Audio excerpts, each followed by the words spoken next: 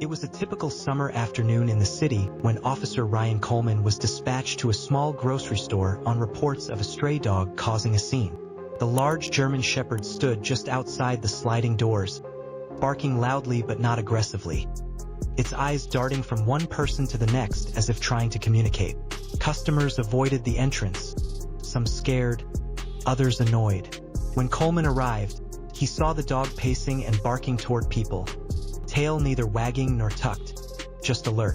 Not wanting to escalate but needing control, Coleman shouted at the dog to back away. It didn't move. Under pressure and seeing growing concern among bystanders, he instinctively pulled out his pepper spray and fired. The dog yelped in pain, stumbled away, and limped behind the dumpsters. It seemed like a routine incident handled, until a boy's scream pierced the air. From across the lot came a young boy, no older than 10, running toward the scene with a photo clutched in his hand. "You sprayed Max," he cried. The officer froze. The boy showed a picture of the dog, clean and wearing a red service vest. His voice trembled as he explained that Max was a PTSD-trained service dog for his father, a Marine veteran who had gone missing 2 days earlier. Max had escaped the house multiple times trying to find him, guided by instinct and loyalty. The grocery store was one of the last places the father had visited before disappearing. Max hadn't been dangerous, he had been begging for help. The weight of the mistake hit Coleman hard. He had just blinded a dog trying to rescue his human. Guilt spread through him like fire.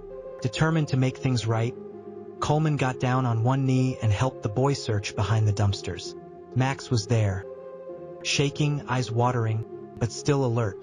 When he saw the boy, he whimpered and leaned into him, still ready to protect. Coleman helped clean the dog's eyes and offered food and water.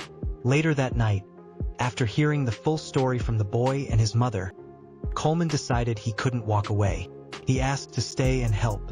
Using Max's tracking instincts and locations familiar to the missing veteran, they began a search together.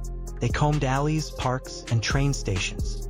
Finally, on the second day, Max picked up a scent and pulled them toward a vacant industrial yard, barking furiously outside a locked shed.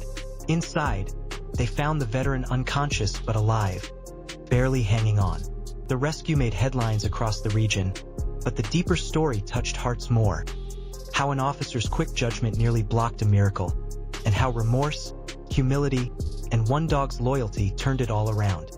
Coleman gave a public apology and began working with K9 and veteran groups to create awareness about service animals and how law enforcement can better identify them, even when out of uniform. Max recovered fully, and his bond with both the boy and the officer grew strong. What started as an act of fear turned into a mission of redemption. Coleman didn't hide from his mistake. He used it as fuel to change himself and others. And in doing so, he earned something more valuable than pride: trust. Max, once mistaken for a threat, was honored at a city event with a medal, a new service vest, and a standing ovation.